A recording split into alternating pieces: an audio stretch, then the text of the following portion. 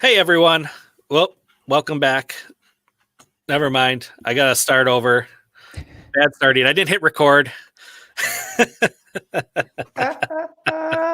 Oh, this is going to be a great show, folks. Thank you for joining us. Welcome back to the Drinking and Talking Fantasy Football Podcast. Thank you for joining us. I am Dustin Lunt. My co-host, Jake Trowbridge, joining me as always. We are the dynamic duo. We're both Batmans in this situation. There is no Rob. Okay, I was not about to be okay with this analogy if the next word out of your mouth was me being Robin. So I appreciate you for clarifying that. No, we're both Batmans in this scenario. So I can get down with that. I'm more of a Keaton, you're more of a Kilmer, but I think together we crush it. That's right. How are you doing this evening? I'm doing well. How are you, man? Can't complain. Drinking some tasty beers.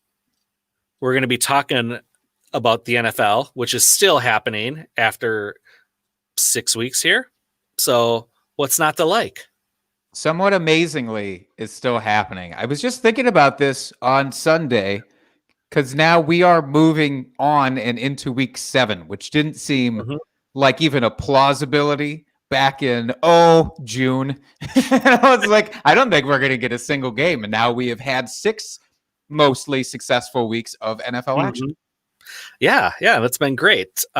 We are, as you alluded to here, about halfway through the fantasy season, with most playoffs. If you're in a good league, playoffs start week 13 and you're done week 16. We don't go for that week 17 baloney championships here, just because players do get benched. But we are halfway through the season, so we're going to talk tonight a little contender or pretender. Moves you should be making now for the chip if you're a contender, or if you're not in contention, maybe moves you should be making to get yourself some draft picks, guys maybe you're shipping away, guys you should be trading for that are underperforming, maybe that you can get on your team that will make an impact next year for you. Then that's more of dynasty aspect than redraft. But this is definitely applicable for both. So before we get into it, Jake, what are you drinking tonight? I'm actually switching things up. I'm not drinking a beer tonight. I have moved over into the hard stuff. Once again, I'm drinking Woodford Reserve bourbon with soda. Very good. And it's delightful. I had a bit of an upset tummy today, and this was just going to feel a lot smoother going down than beer. So I think I made the right call here. Nice. Yeah, I love that bourbon. It is delicious. It is a good call. I may have to pull that out for one of the podcasts here. I don't drink nearly enough bourbon. I concur. I don't even know what your typical bourbon intake is, but I bet it's not enough. It's definitely not enough. I am drinking Decker Brewing Company, their Techno Viking, and it is a Berliner Weiss. And I bought it mainly for the can. I mean, look how colorful and fun that can is, huh? That is fun. Now, what's the deal with the skeleton Viking thing on the front of that? What is that? It's a Techno Viking. He's obviously tripping on ecstasy or something, and hence the cosmic colors and the skeleton and the face melting off and things like that. Must be a bad trip. Bad trip for that Viking, but a great trip for your mouth, I bet. Exactly. It sure is. Oh boy. All right. So, should we get into our drunk trade of the week? I would love nothing more than to get into our. Hit us up, Jake. We've got from Reddit this week. This one comes in from Thick Goose on Reddit. It says, I pounded 12 Millers and then sent James Robinson, Chris Godwin, and Deebo Samuel for James Conner and Tyler Lockett. Not sure how to feel about it, TBH. That's to be honest for all of you unhip cats out there. Thank you, Abel. So I appreciate that. This is a half PPR dynasty league. Obviously, this was fresh. I didn't get an exact timeline on this, but at any point in this season, we're talking about James Robinson. So it's within the last handful of weeks here. So your initial thoughts on this? So Robinson, Godwin, and Debo for Connor and Lockett. Well, that's not where I was going to go. I was going to start with the Millers. So is it genuine draft? Is it high life? Is it light? What Millers? I mean, there's so many to choose from. Maybe there was a variety. Maybe that's why he didn't narrow it down to just Miller Lite. Maybe he was doing the high life to start and then went into the MGD direct and then finished off with some lights. I don't know. It's a good question, Thick Goose, and one that I think you should have answered. But at least you get a sense. If you're listening right now, please follow up with us on Twitter at Drinking Fantasy. We want to know, what Millers were you drinking? All right. So back to the trade itself here.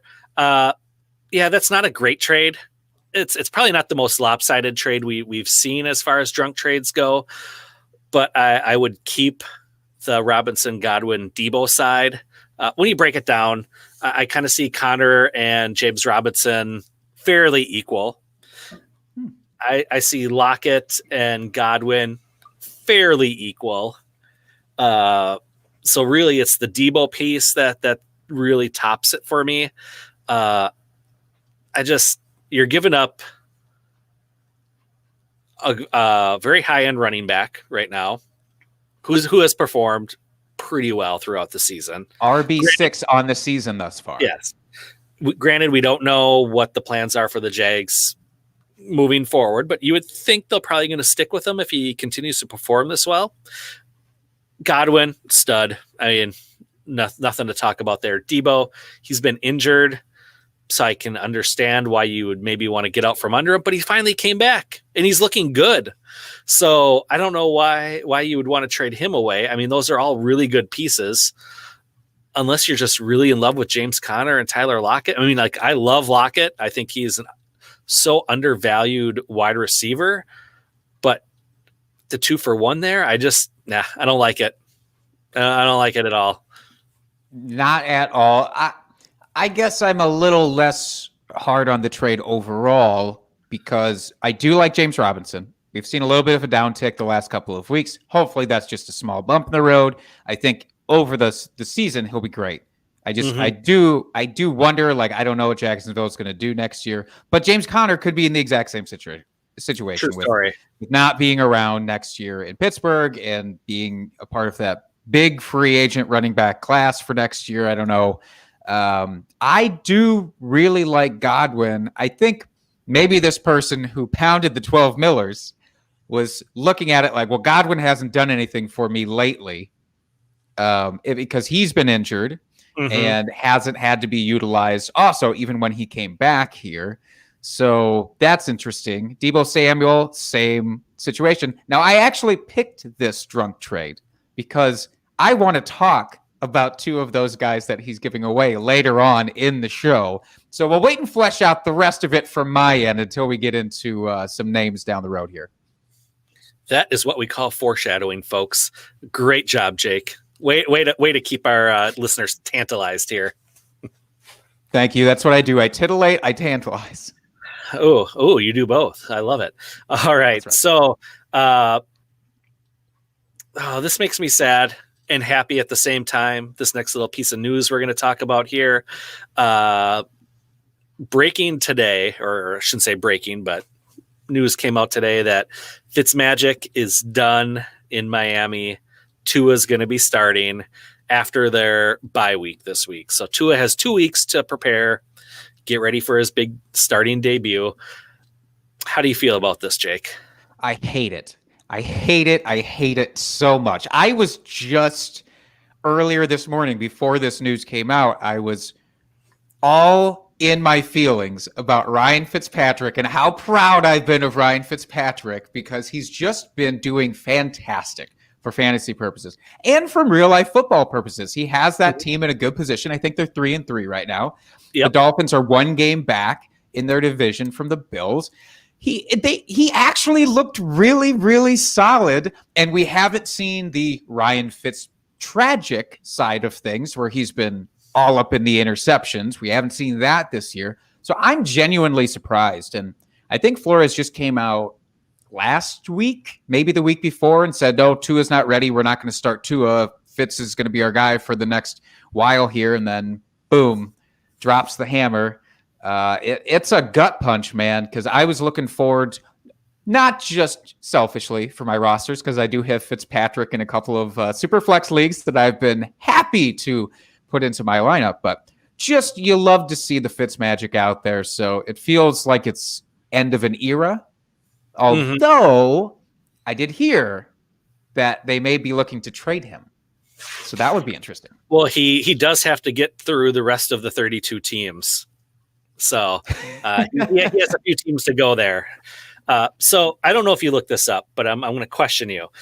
Where do you think Fitzmagic sits right now as far as fantasy ranking on the season so far? I have it pulled up here. I guess. Just QB, whatever. Where is he right now? Yep. I hope that he's very close to where I pegged him coming into this season for the games he played, which I think was like QB 5. Is he around there? You're close. So this is for PPR. He is currently at QB 8 on the season. Not too shabby, Mr. Fitzmagic. Not too shabby at all. Averaging 21.1 points per game. I'll say I'm really surprised at this move. Because like you said, he's been playing pretty damn well. I mean, number 8, he's a solid starter every single week for you. And like you said, he hasn't been throwing those interceptions. He hasn't been YOLOing it like he normally does. So I'm really surprised. I really thought that Tua was going to get the red shirt this year because there was really no reason to be starting him or to rush him in, I should say, unless they thought he is completely healthy. And maybe Fitzmagic is giving him too many victories and they're hoping to get a very high draft pick again this year. So maybe they'll take some growing pains with Tua and get him experience, and maybe they'll lose more games than they would have with Fitzmagic to get that higher draft pick. It's possible, man. And if they're doing it at this time, then it's going to be growing pains times 1,000 because Tua gets to play against Aaron Donald in his first game. So he better be healthy. Yeah, that is rough. But I'm kind of excited for Tua too. I'm glad he's healthy. I know there's lots of questions coming in, being over the draft season. Is he going to be able to play? Is he going to come back? So, it'll be interesting to see. It'll be fun to watch. For sure. Pour one out for Mr. Fitzpatrick. So we got a couple comments here in the chat that I want to bring up for you, Jake. So first one here. I traded Antonio Gibson and Hollywood Brown for Myles Gaskin and DJ Chark. Is that a good trade? Is this, I'm going to assume redraft? Is this redraft trade or maybe dynasty? Mr. Brixon, right? If you're lingering around the chat, I would like to know. For now, I will just give kind of a half and half here. So if it's redraft, I do like this trade. And in fact, I like this trade a lot. If it's dynasty, I think I don't expect much from Gaskin going forward. It's not that he's a bad running back. He's a little bit more in... No, not dynasty, he says. Oh, perfect. Well, then I won't even get into that that side of it as much. So for this year, I actually do like that trade quite a bit, honestly. Yeah, and then they asked another question here. Should I trade for Darren Waller or is Jonnu Smith fine for the rest of the season? You want to answer this? I will. Stick with Jonnu. I know he's injured. I know he had that ankle injury. It doesn't sound like it's too serious. Might not miss any time. We all know my feelings on Jonnu. Right now, they are back-to-back in the season rankings. Waller is 4th. Jonnu is 5th. They're only averaging 0.2 points difference per game. So, I mean, they're essentially scoring the same. So, I mean, it really depends on who you're in love with there. I think they're both going to be great assets for the rest of this season. But I would take Jonnu just because that's where my heart lays. I knew it was going to be a heart over head decision for you no matter what. But I do think that your head is also on the right track here. Oh, thank you. Thank you. Oh, we have one more here. You're welcome.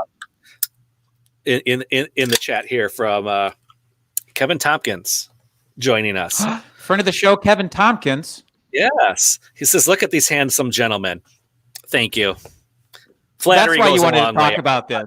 Yeah, he doesn't even have a question. We can just cut it off there, right? That's right. So, trade here. Superflex PPR redraft. Jimmy G for Brandon Cooks. Which side? Brandon Cooks. I don't even care that it's Superflex. I want Brandon Cooks. Brandon Cooks has been absolutely destroying these last 2 weeks. Not so coincidentally after Bill O'Brien got the stanky boot. And I think he's wide receiver 2 in PPR leagues. I don't know if you can double check that, but I'm pretty sure he is the wide receiver 2 over those last 2 weeks. I don't think it's a coincidence, and I don't think it's a short-term thing either. Jimmy G, man, I don't know if he's going to start the rest of the season. If you get benched for, was it CJ Beathard, I believe? That's not a good look for any quarterback. So I know Superflex, typically you should just default to the quarterback, but I'm loving me some Cooks, man. Yeah, same here. I would think in redraft Superflex that there's probably some options out on the waiver wire for you. It's possible. I don't know. I've never done a redraft Superflex league, I'll be honest. So I don't typically know what's out there, but there might be some better options other than Jimmy G to be your starting quarterback. So, yeah, I would take Brandon Cooks in that deal all day long. All day. Okay. Let's do a very brief injury update. Nothing too serious this week, knock on wood. We escaped, looks like, some major serious injuries for a change. So we'll go through these really quickly. Jake, feel free to chime in with any thoughts you have as we're going through them here. So first one, Mark Ingram should be ready after the bye week this week. Doesn't look like it's anything too serious. It's just something to monitor. Devontae Parker pulled his groin. Again, they're on the bye week this week. Just monitor it. I would guess he's probably good to go after that since that came at an opportune time. Tyler Eifert, he got hurt again. It's a neck this time. Questionable for this week. The neck injury, I would think they would give him a little break on that, but you don't know. Hate to see it. This is probably the next two or next three, I should say, are more bigger ones here. We got Miles Sanders. He is definitely out for this Thursday's game against the Giants, so please take him out of your lineups. He possibly going to miss the following week, too. It's an ankle. Didn't say it was a high ankle sprain. The injury looked way more serious than that during the game, so thankfully it wasn't too bad, but I would probably anticipate him missing the next couple weeks at a minimum here. Zach Ertz, high ankle sprain. He's going to be out at least 3 to 4 weeks here. So the poor get poorer, I guess. This is real good. No, this is a really good situation for the Eagles. I think this is what Eagles fans were clamoring for, was to really see what Carson Wentz could be without the only 2 weapons he still had available to him. What, you don't like Fulgham and Hightower? And Fulgham, I hardly know him. And some tight end named Kroom. Some tight end named Kroom. Jason Kroom is the thing. So Carson Wentz this week. Woof. I know he gets the Giants, and that should be an okay matchup. But my God, I don't want any part of that. Yeah. And then lastly, Raheem Mostert, high ankle sprain as well. All it said on Pro Football Reference is where we get our injury data from. Out until further notice. There's no timetable for return right now. Just as we typically see with high ankle sprains, it's usually 3 to 4 weeks at a minimum. So he will not be in your lineup for a while either. So fire up your Jerick McKinnons, because It's not going to be Jeff Wilson, that's for sure. Agreed. All right. Well, now that we've gotten that unsavory bit of business out of the way, let's talk about our sponsor for this week. This week's episode of DTFF is presented by Wild CBD. Wild produces the best tasting edibles on the market using real fruit and all natural flavoring. With flavors inspired by the Pacific Northwest, high quality ingredients, real fruit, and consistent dosing, Wild has become one of the leading cannabis edible producers in the country. Wild's new CBD line currently offers real fruit infused gummies in blackberry, huckleberry, lemon, and raspberry. Sadly, no schnozberry just yet. They also have infused sparkling waters in raspberry, lemon, blackberry, and blood orange. Each gummy is dosed with 25 milligrams of CBD and can be purchased in a bottle of 10 or 20. Wild CBD is offering our listeners 30% off their next purchase from wildcbd.com using the code POD, P-O-D, for 30% off your next purchase. And that is wild, W-Y-L-D, CBD.com. All right. Thank you for that, Jake. On to the fun part of the episode here. Pretenders or contenders? What are you? As I said at the start here, we are halfway through the fantasy season. So we're going to talk to here about what you should be looking for your team. Are you really contending for a championship? Are you in the playoff hunt? What realistically are your chances? What should you be looking for? Because record alone can be misleading. You could have gotten lucky getting high scores where your guys went off, or vice versa. Your opponents, they had players that got injured. They put up goose eggs on the stat line. There's a lot of things that record itself can't tell you. So I want to talk a few of those things over here. And for most sites, and I don't know about all sites because I haven't played all of them, there's usually some sort of power rankings chart or table that you can look at that gives you more in-depth information on how your team's actually doing. So I have one of my dynasty teams pulled up here. I happen to be in last place, sadly.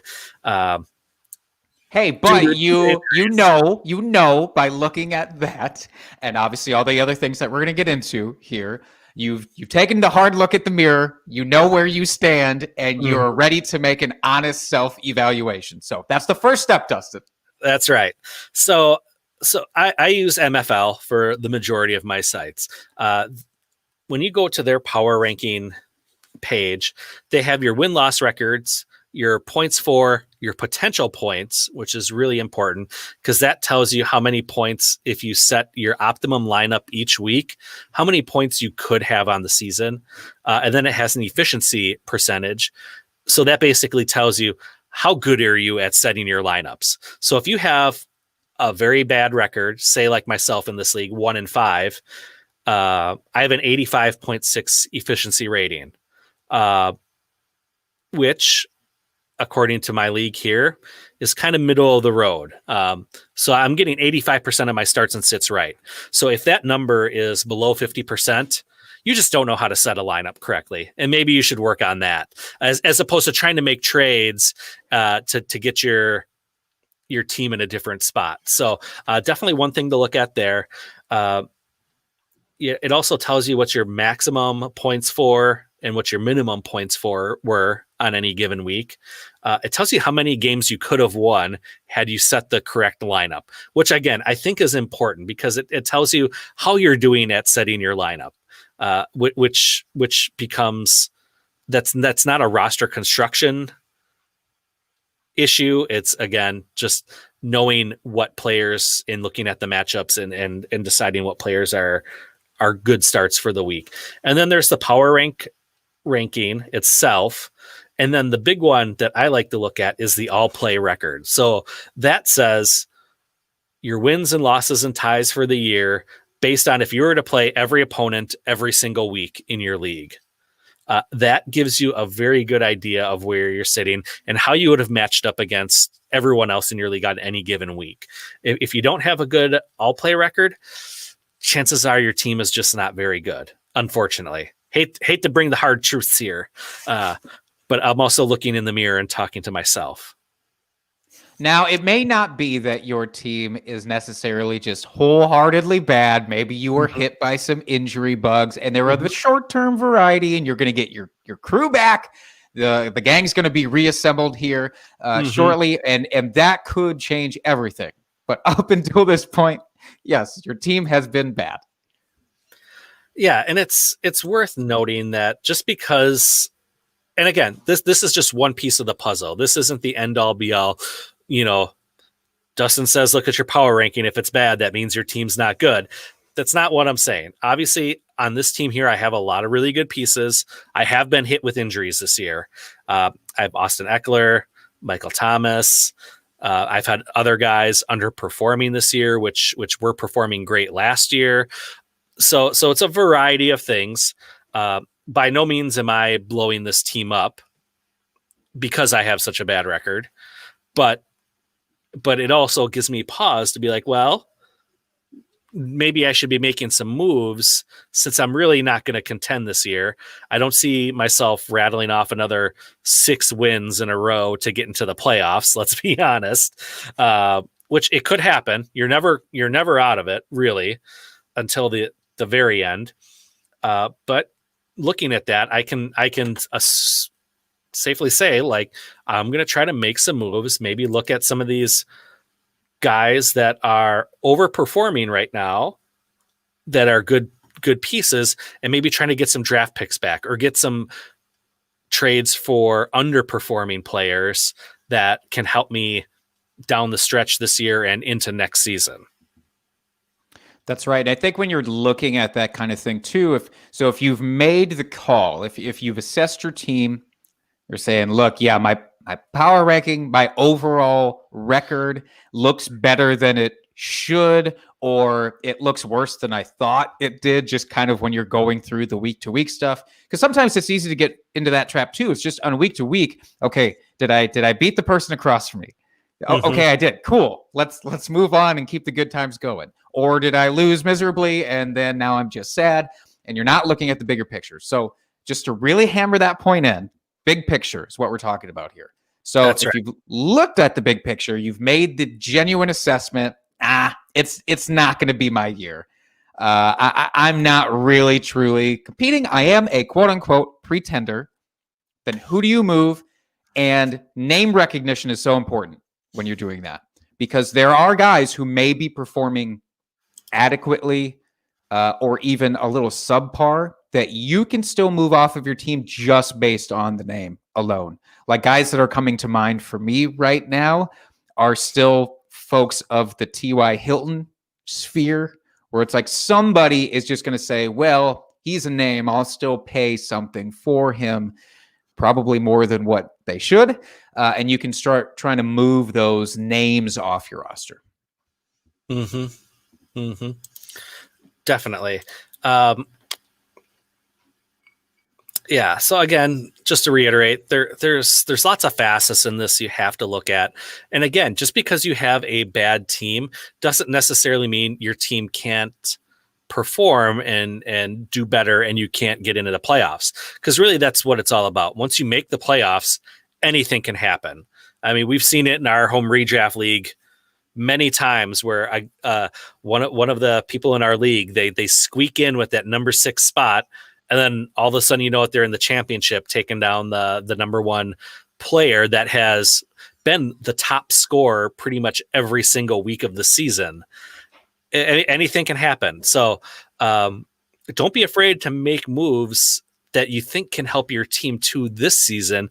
If you feel like you have players that are underperforming at the moment, that should their season turn around a little bit, you've got a really good team on your hands. So just don't throw in the towel either, just because your team's underperforming at the moment. So that's a good point, because you can have your cake and eat it too, right? You can't. It doesn't necessarily have to be one or the other, because you can still kind of keep your toe dipped into the season while planning for next season. Maybe that just looks like you're getting a little younger at certain positions.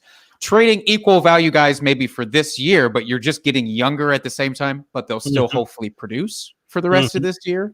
So I like that you called attention to that, because you don't have to just say, well, fuck it, now I'm going to get rid of every good player on my team and only accumulate draft picks and not really play this year, because you don't have to do that. The one other thing that I did want to bring up before I forget is strength of schedule is really important from this point forward, not just for actual NFL teams and that portion of it. So wide receiver strength of schedule going forward, but your own strength of schedule in your league. Like, how often are you going up against winning teams from here on out? That should also help you kind of make a decision there.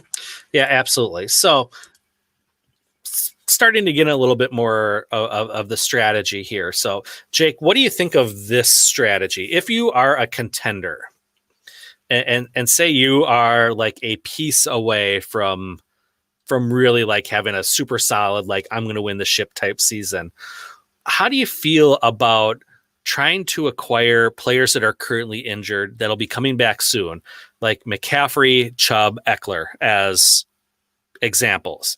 What do you think about trying to target them to get them on your team, knowing they might be 2-3 weeks away from coming back? Do you think if you can weather that storm and survive taking zeros from those players for a few weeks, is that a move you're willing to make if you know long-term rest of the season you're going to put yourself in a much better position to win the championship? Yes. Without hesitation, I will make that move. It takes a lot of, again, honest self-eval, though, to say, can I actually weather those multiple weeks? Let's say it's 3 weeks. We'll use CMC as an example here. So let's say maybe it's going to be 3 weeks before he comes back. We don't know. It could be week 9, but whatever. So let's say it's 3 weeks, and I'm sitting at 3-3 right now. So I'm on the threshold, but I feel that my team is better than that record looks. Okay, maybe I had a tough, close beat. I was second highest scorer 2 of those weeks, and so I feel like I should be 5-1, but I'm really 3-3. You still need those wins now. You still have to get those wins now, because it doesn't matter how strong you perceive your team to be. If you're 3-3, you got to start getting a little something together if you believe that you can compete this year. So if you can field a roster, and this is where looking ahead for those 3 weeks at the strength of schedule would also be a very wise move. If I can say, well, I can field a very competent roster for those 3 weeks and maybe have an extra depth piece or two, because you never know what happens with injuries, and you might have a competent roster now, but next week you might not because a couple of guys get injured. So if I can do that, and I know that I'm getting a guy like CMC for somebody who, you know, these next couple of weeks, I don't know, a James Robinson would be a great example, I think, there. If I can do a James Robinson plus for somebody who desperately needs wins, and I don't think I need them quite as desperately as they do, yeah, I'm totally fine with that. But you shouldn't do it just because, oh, I want CMC, you know, and kind of sacrifice these 3 weeks if you really can't sacrifice these 3 weeks. Yeah, I agree. I'm in the same boat.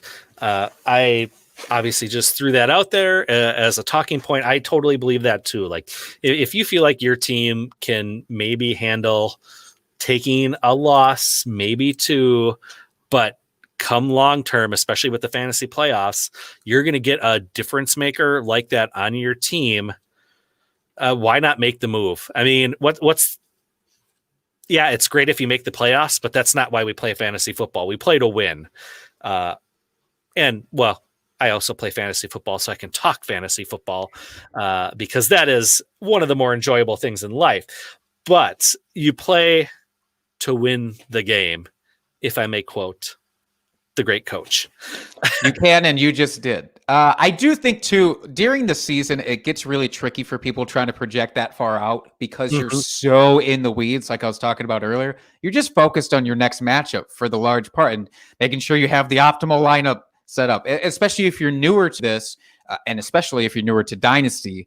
You had some frenzied action in the offseason, and now you're just kind of hunkered into the weeds of the actual season, and you forget that, like, I could look ahead a few weeks and try and plan that far instead of just going, well, CMC doesn't help me now, so I'm not going trade for him? Because there's an aversion to that kind of thing. I know I had that when I first started Dynasty, especially.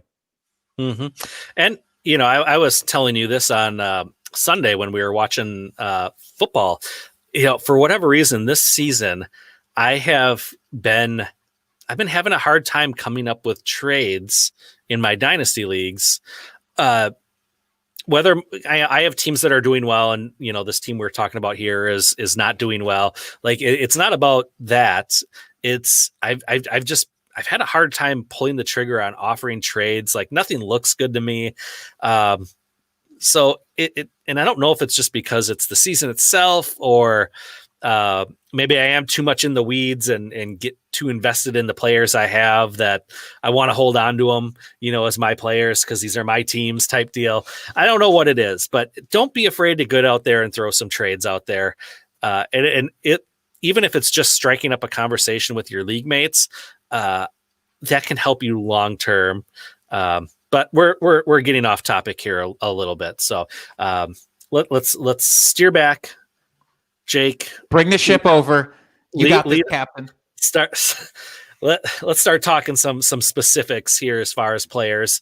These are either going to be players that are underperforming right now that we think will turn around their season, or maybe some undervalued players that you can still get at a discount that are performing well right now. So start us off here, Jake. You have a couple quarterbacks. I don't know if you want to talk about both of them or one of them. I didn't have any, so maybe we just talk about both here. I'll kind of lump these guys together. It's not a one-for-one comparison with these guys, but they're in similar-ish boats. I'm talking about Cam Newton and Carson Wentz.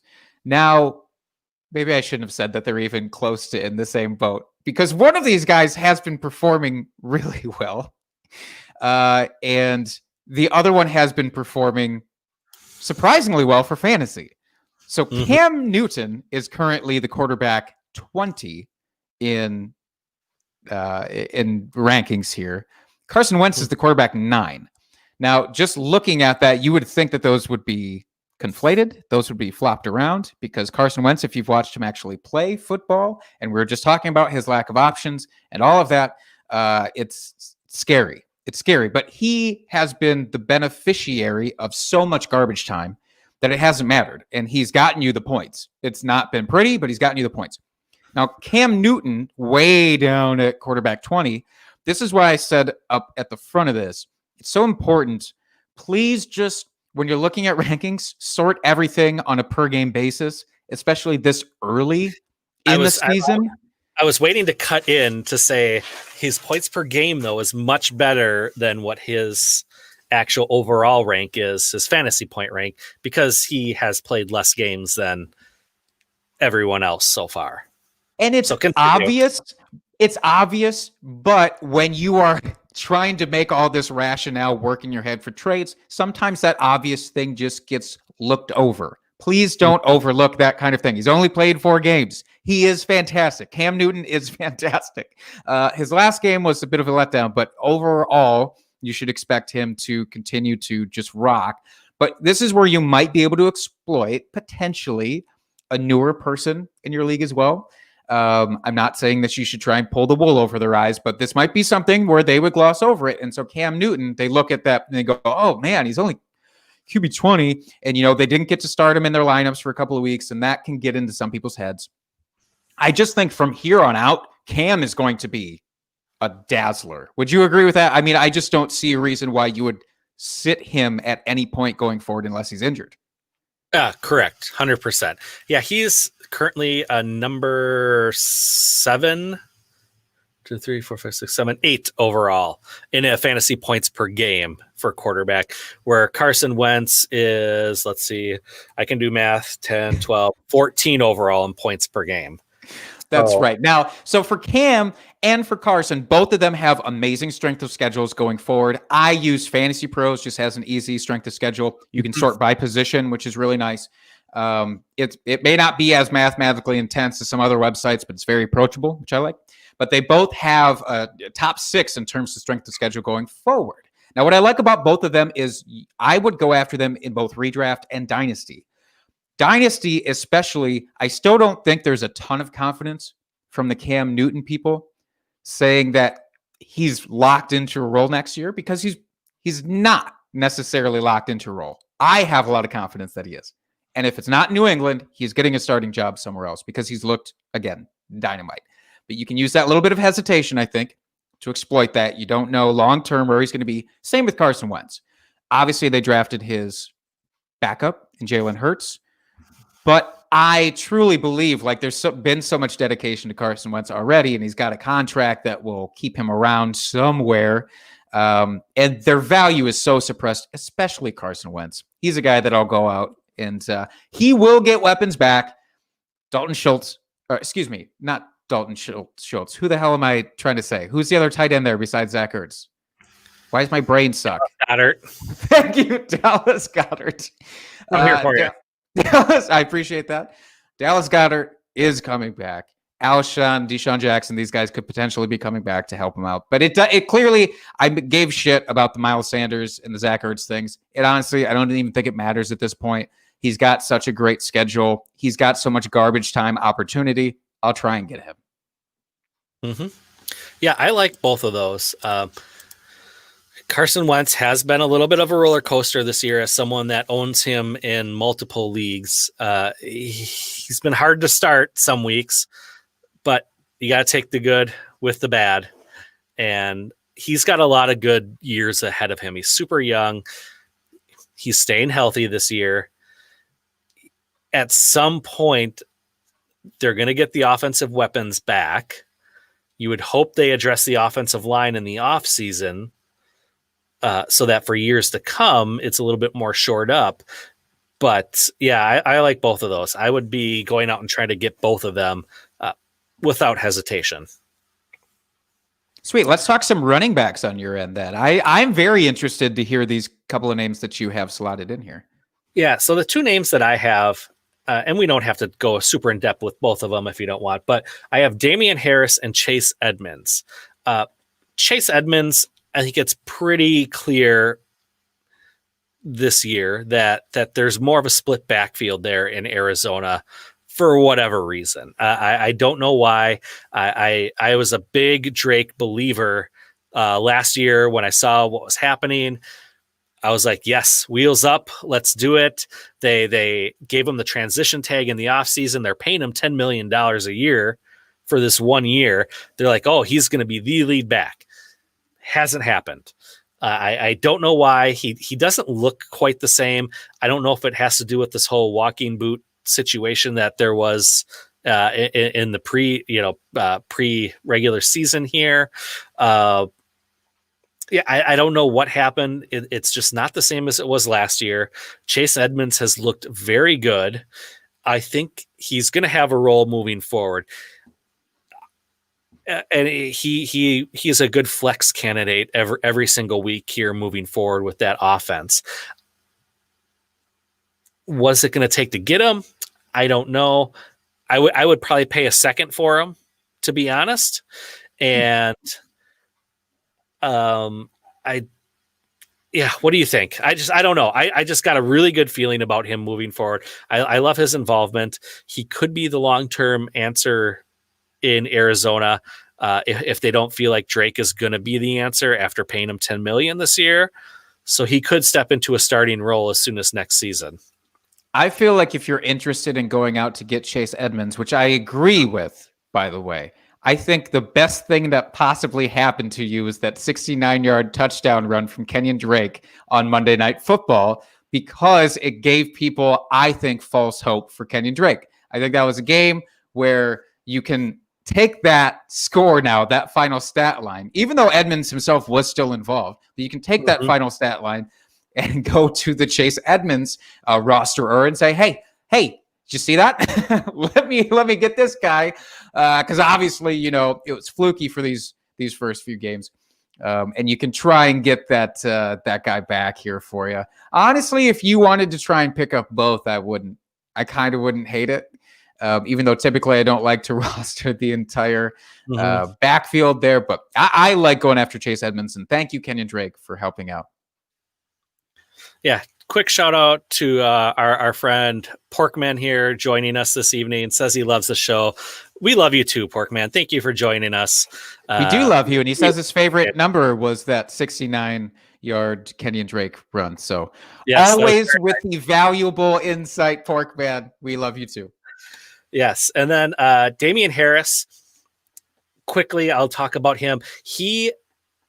Since he came back from injury, he's been getting more and more involved in this offense.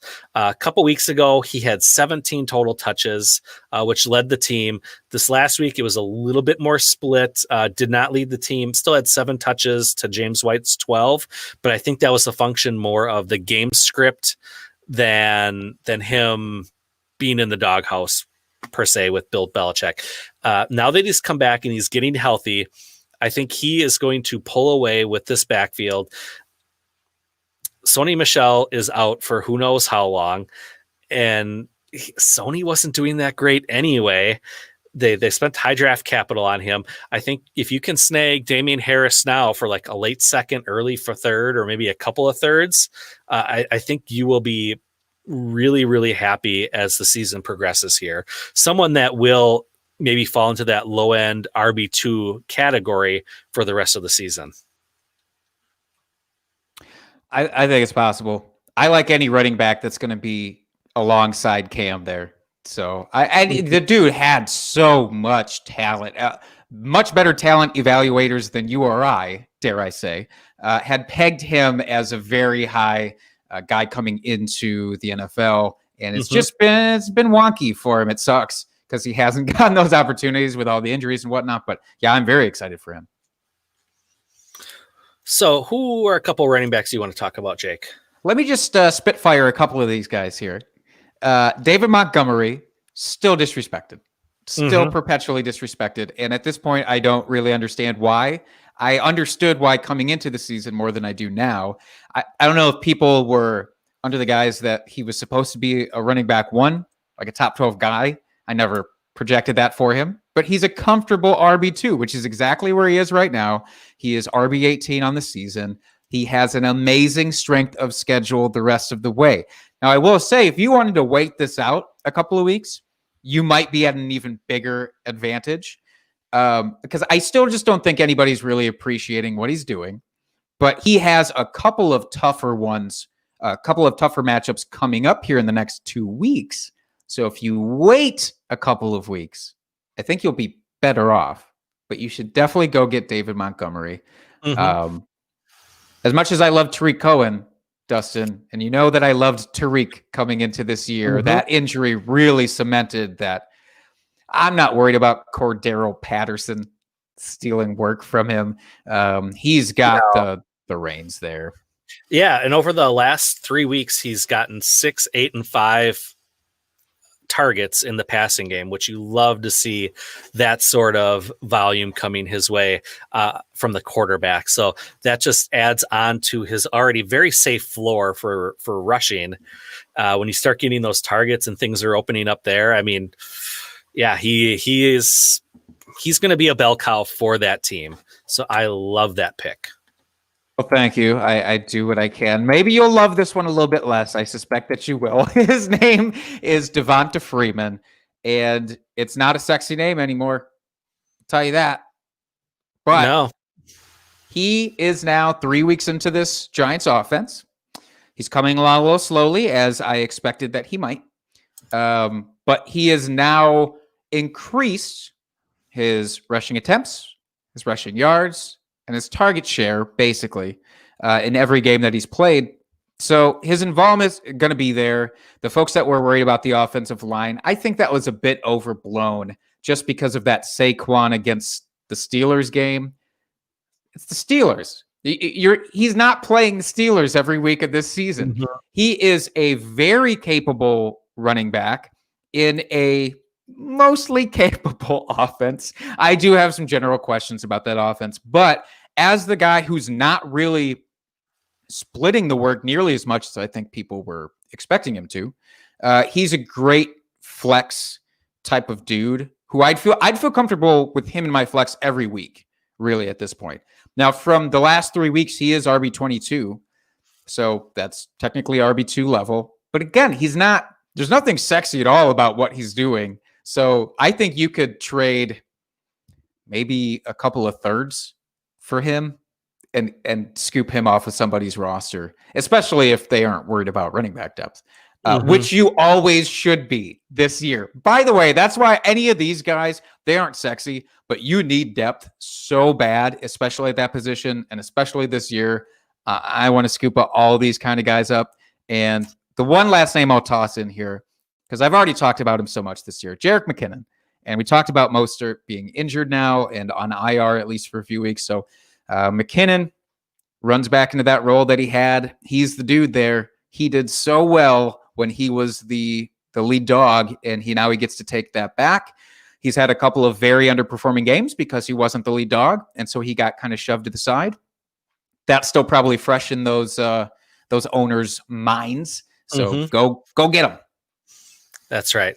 Okay, we'll talk some wide receivers here. I've got a whole gaggle of them that I would be targeting right now, but I will try to limit it a little bit here. Maybe just briefly touch on some of them. First one, Kenny Golladay. Kind of like what you were saying with Cam Newton. He's missed some time. His total ranking for the season is way down there, but his points per game ranking is really, really high. So maybe you can get that owner that is looking at just at the total for the season so far and attack that owner and say, look, he's underperforming. He's only, wide receiver, whatever he is for the season, say 41. I don't even know. I suppose I could look it up really quick and be a good analyst for a change. I think he's actually further down the list than that because of those mixed games and that one where he was kind of. Yeah, he's 54 currently. So you can use that to your advantage and say, look, he's currently wide receiver 54. Why don't I take him off your hands? I'll give you, I don't even know, say like, I don't know if that'd be a good one. I don't know. Like Devontae Parker. He's got a little name recognition. He's currently wide receiver 26 on the season. Maybe, Are you suggesting you would give a 1-for-1 trade there? Well, I would try it. Damn it, Dustin. This is why we never made trades when we were in a league together. You would have to add some sweetener on that. Well, it's a starting point, but if you have a more unexperienced owner or manager, I should say, in your league, that just doesn't quite see the big picture. Dustin's advice is to just be a dick to your league mates until they trade you the people that they want. Oh, this coming from the guy that gave me how many awful trades every other week. Don't even start. I was the worst, but I'm always a dick to you, so I felt like that was okay. All right. So a couple more here. If you haven't gone out to try to get T. Higgins yet, go out and get him. Dude is balling out. Use this last week of AJ Green actually flashing as well as a way to say, look, he's still the third wide receiver on that team, the third option. He's not. It's Tyler Boyd, and then it's T. Higgins, and then it's AJ Green. Go out and get him while you can before he blows up in value where he's going to cost you an arm and a leg, because that dude is a man out there, man. He is so good. He's looking great. He's only going to grow in that offense, and I love him. Another one here. Robbie Anderson. I know he is currently the wide receiver 6 on the season. Just put some feelers out there to see what it would take to get him, because I think people still are undervaluing him. They don't realize how good he's actually been and how consistent he's been on the season. People soured on him after the last couple years. Jake, I'm looking right into your soul here, because we all had high hopes for him, and lo and behold, all it takes is to get away from the beehole that is Adam Gase, and he's performing beautifully. Which is wild. He always had the talent. He just never performed. So he finally is. People still may be sour on that. So go try to get him and see if you can still get him at a discount, because there's a good chance you can. And then the last one I want to talk about here is Juju. And we were kind of talking about this before we went on air a little bit, that this was someone that I was actually threw out a trade offer for in the Dynasty League we were talking about, where I'm not winning, trying to get Juju on my team because he is underperforming right now. So this is a very timely topic and timely trade. This is just a standard PPR league, and I was going to give up Cooper Kupp for Juju straight up. Cooper Kupp has been performing very well. He's having a Cooper Kupp type season, and Juju has been underperforming, but he's still young. I'm looking to get younger in that league.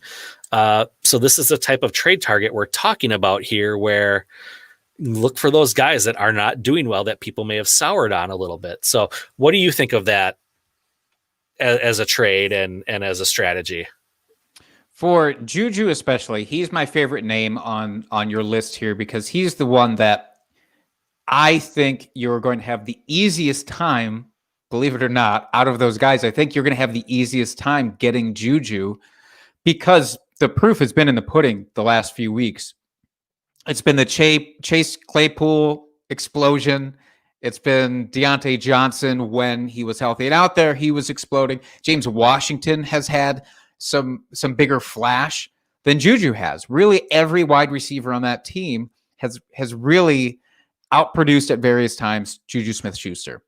And he's going into the final year of his contract here, I believe. I've heard a lot of Steelers fans talking about the fact that they rarely re-sign those players. So you could be looking at, if you're worried about him in that offense, you could be looking at him moving into a potentially bigger and better role somewhere else. And he is so young. Like you said, he is so young. And Cooper Kupp is not so young. Cooper Kupp, of course, came into the league old, like he's 40 years old, but older certainly. And so if you're just looking in terms of a pure youth versus age situation, yes, it's obvious for me. And I do still like Juju's upside long-term more than I like Cooper Kupp's. I've never really bought into the Cooper Kupp thing, to be honest. So I'm more of a Bobby Woods guy. That's more my style. I love that. But this is two where they're potentially 1-for-1 in value, though, where you would not have to add anything onto that. And because Cooper Kupp has at least had a couple of blow-up games, you might even be able to get a little something back on top of it if you want to be greedy. Yep, and the team I'm trading to is a contender right now. They're 5-1. They're obviously in the push, going to make the playoffs unless their team implodes at this point. So I'm kind of using the Cooper Kupp is outperformed. You know, he'll give you more points than Juju as the selling point for him as a contender. So who do you have for some wide receivers, Jake? I'm just going to burn through some names here. And look, there's a lot of high-profile names on here because there's been a lot of high-profile underperformers. Julio Jones. First and foremost, Julio Jones. Dustin, take a guess. Where is he on this rankings list? Where do you think he is through 6 weeks of the season? Oh, he's got to be, even with this big game this last week, probably in the 40s somewhere. I'll say 42. That's what it feels like, right? No, he's actually wide receiver 29. So, but I think the impression of Julio has been based on all of those games prior to last week. Still, like that's still the predominant thought. At least it was for me, even as I was researching this. I didn't think he was finishing that high, and that's with 2 games missed. So again, this is a perception-based thing where you have to go and attack what people might be thinking, because you never truly know. If I had just gone on the assumption here, let's say Dustin is my trade partner, and I gone on the assumption that, he was just going to look this up. And yes, of course, I understand when people get their trade offers and they might go and do just that. But some people will not do that. They will get so excited that somebody offered something for Julio, who they might just be trying to unload because of age, because of the hamstring issues and whatever. And they might take a lower ball offer than 4 weeks ago. So I love the idea if you can get Julio, because I don't believe that this is his last run. I think we've got at least another couple of seasons left of that top tier Julio. Go after him. Go after Jarvis. Jarvis Landry. Just been floating in the ether this year. For somebody who is normally such an old reliable, Jarvis Landry has been sitting at wide receiver 40 so far on the year. And he's picking up the pace, getting a little bit closer to what we expected him to be as a, PPR monster, even in an offense that, yes, it looks bad. I understand how bad that offense looks. There are much brighter days ahead for them. Their strength of schedule really opens up here for the Browns overall. Baker Mayfield was almost a candidate that I put on this, in fact, for that exact same reason. So I would make an argument for Jarvis, Odell, Baker, any of those guys. They have much better days ahead here. But the stink is on them hardcore right now. Shifting gears just a little bit here. Those two names that we brought up in the drunk trade, Deebo Samuel, Chris Godwin. Underperformers based on the expectation from this offseason. Deebo Samuel was, I remember you trying to acquire him in the offseason, and you were nervous because he had a real big blow-up game to end the season, and then shot up. His value shot the hell up. That value is way down now. Deebo Samuel's just not on a lot of people's radars right now because he's played a couple of games, and he's like, fine, okay, mediocre. But his snap counts are going up every game since he's come back. He's started off with a 34% snap count. They're obviously just easing him back in. He is who he was. It's just recency bias is easy to exploit for a guy like that. And similar with Chris Godwin. One final name I'll toss out there, Tim Patrick. I'm kind of breaking formula here because Tim Patrick has had two gigantic back-to-back games, 200-yard back-to-back games. I still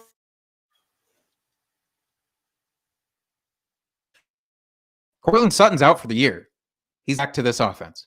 I'm sorry, I glitched out there. But Tim Patrick is he going to get you a 100-yard game every week? No, but he is a dude that is basically still free, I believe, to go out and try and trade for. And you need that kind of depth, and he could be a reliable flex for you every week. Yeah, I agree. I think he is a reliable flex play moving forward, as you were saying, with Cortland Sutton being out, Noah Fant's been banged up, in and out of the lineup. You still have Jerry Jeudy. He's a rookie, still getting used to the offense. They've had a carousel of QBs throwing to them. And Tim Patrick, I think that is a good call to get him. And you could probably get him in a dynasty league for like a third round pick. Easy. I would think just to have someone as some depth on your team that you can use in the pinch, as we've seen that we're going to need this season.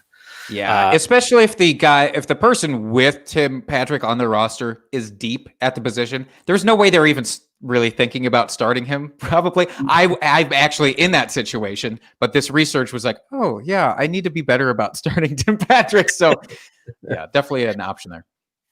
All right, and then we will finish off with tight ends here. It looks like we each only have one, so we don't need to belabor the tight ends here. But mine is Noah Fant, only for the fact that he has been dinged up.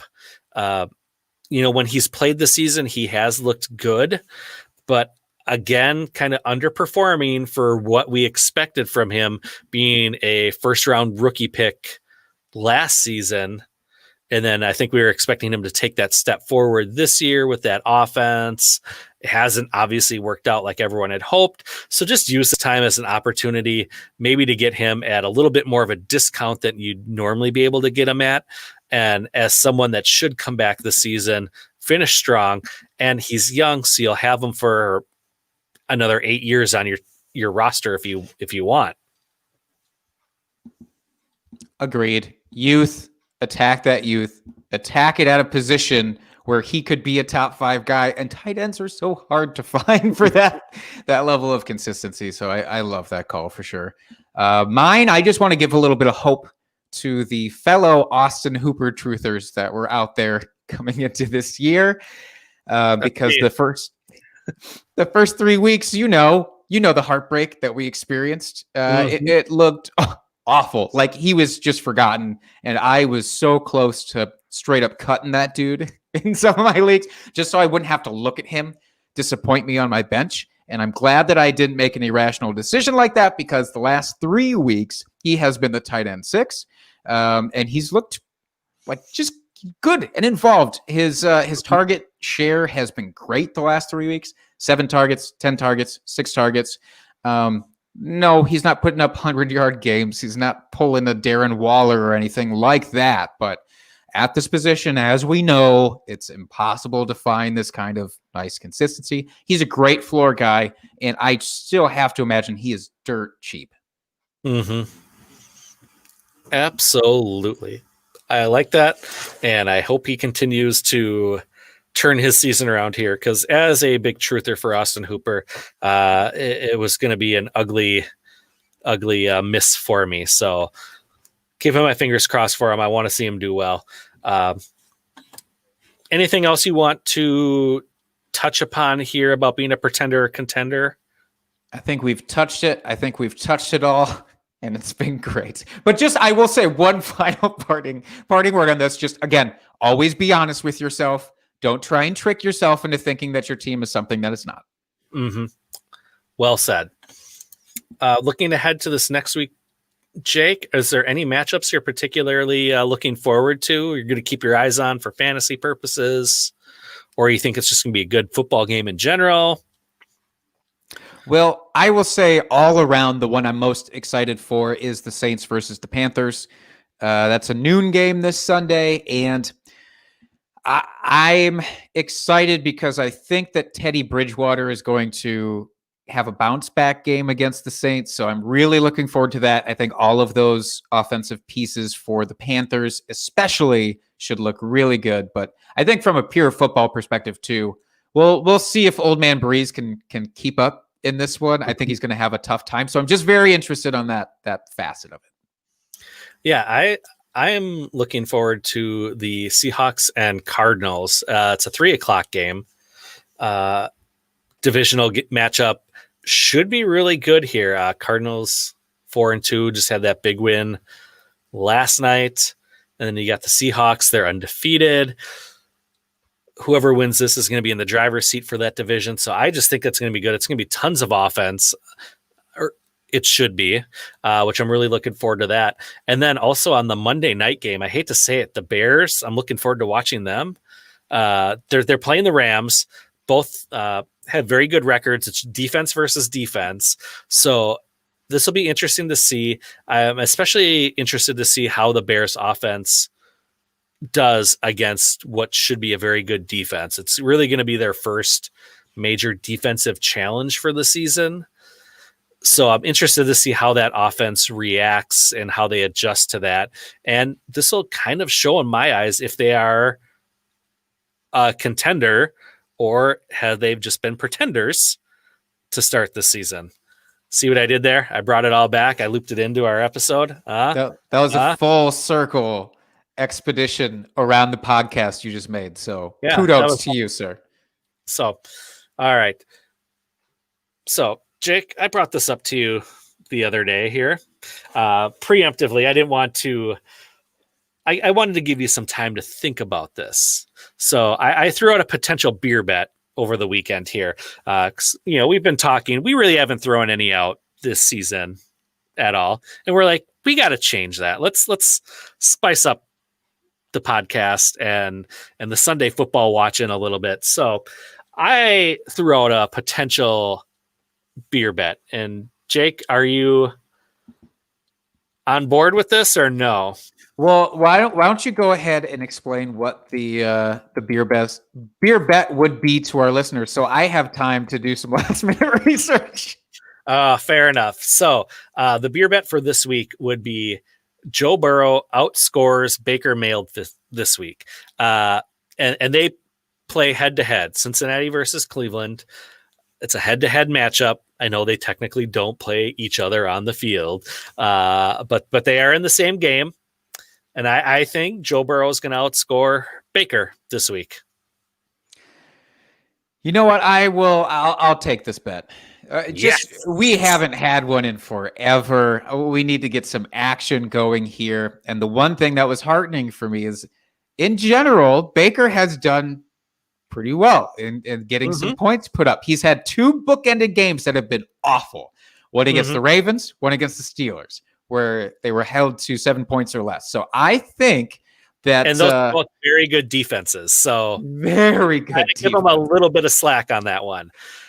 So I was talking about getting a little bit of confidence instilled in all of these guys on the Browns. So I gotta back that up with some action here. Nice. In the books. Beer bet. Clink. We did it. All right. I think that'll pretty much do it for this week, folks. Here's your bye week reminder. You got Minnesota, Miami, Indianapolis, and Baltimore all on bye this week. So please do not have them in your starting lineups, as they will get you 0 points. Thank you for joining us. We truly appreciate it. If you'd be so kind, go out, give us a rate and review on whatever podcast application that you listen to us on. Please subscribe to our YouTube channel here. We are got plans in the works to be pushing out some more content for you guys. Don't want to draw back the curtain quite yet on that, but know that we've got some stuff working here. So subscribe to our channel so that you get the notifications of when we have new shows coming out. As always, find us on Twitter at Drinking Fantasy. Hit us up in our DMs if you have any sort of start-sit questions, trade questions. Hit us up with your drunk trades, please. We love to hear those and share them on the podcast. We will give you credit for them, whether it involved you or not, as long as you submit it. And you can find me on Twitter at FFDustyDog. And you can find me at Jake Trowbridge. And until next week, folks, keep drinking and talking fantasy football. Cheers, FFers.